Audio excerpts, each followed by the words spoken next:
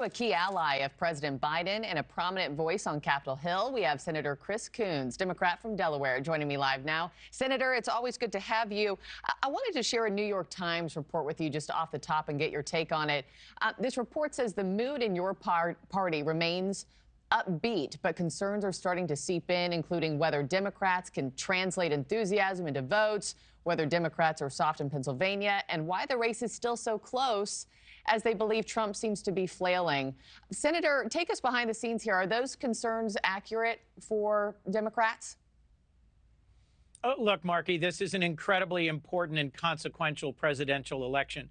And as you just showed, polls all across the country show it very, very close. In Pennsylvania, which is one of the most important swing states, we've got folks who want to tune in tonight and hear substance, policy proposals. The former president has a long history of just talking and talking and talking over the moderators, frankly, of lying about his own record and of misrepresenting the position of his opponent. I've served with Senator Harris. I've worked with Vice President Harris.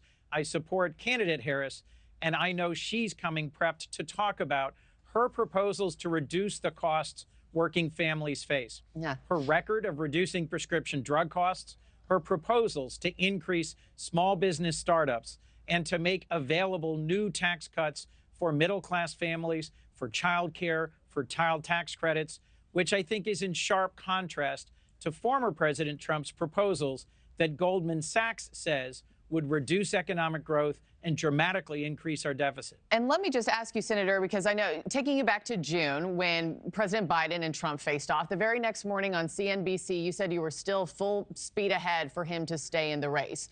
So Kamala Harris was not your first choice, right? I mean, would you have gotten behind anybody as long as it meant not Trump? Well, look, Joe Biden, our president, endorsed Vice President Harris. He's the one who served right alongside her for the last 3.5 years. President Biden has seen how Vice President Harris has been a steady hand and a good and reliable partner as they've made hard decisions at home and abroad to keep us safer, to make our economy stronger, to recover from the pandemic.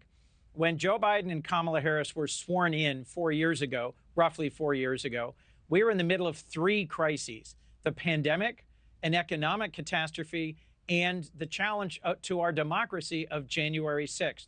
And Joe Biden had the experience side by side of seeing what Vice President Harris contributed to the key decisions that grew our economy, that got us out of the pandemic, that rebuilt and restored our alliances around the world. Markie, I just spent nearly a week in Japan and Korea on a bipartisan CODEL.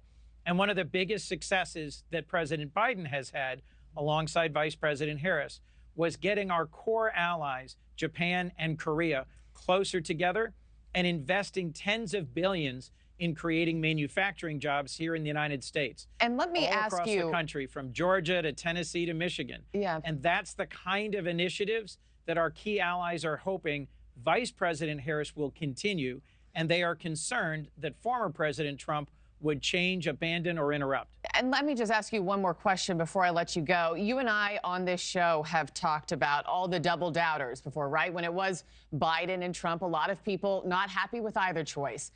Kamala Harris obviously is part of the Biden administration. So tonight in the debate, how will she need to set herself apart? You know, take credit for the accomplishments, but set herself apart from President Biden for those who want something different and those who are undecided. Well, look, she's a generation younger than Donald Trump. She represents a transition to a younger, more modern, more forward-looking generation. Her leadership on issues like artificial intelligence, the digital economy, space, and how it connects to our security and the future, and her engagement around small business and opportunity are distinctions from President Joe Biden. Joe Biden brought into the presidency decades of experience as a former senator and vice president. Kamala Harris brings competence and experience, but also youth and energy. Former President Trump is 78 years old. And one of the reasons lots of folks didn't like the choice between Trump and Biden was they saw how much Trump's campaign focused on grievance and looking backwards. And they are excited by Vice President Harris, her energy and her focus on the future in a positive way. Yeah, well, both of these candidates will have to talk a lot about the future and moving forward and what their individual policies and plans look like. I know you'll be watching along with us, Senator Chris Coons of Delaware. Thank you so much, sir. Thanks for watching, everybody. Go to joinnn.com to find NewsNation on your television provider. Also, don't forget to click that red subscribe button below to get more of NewsNation's fact-driven, unbiased coverage.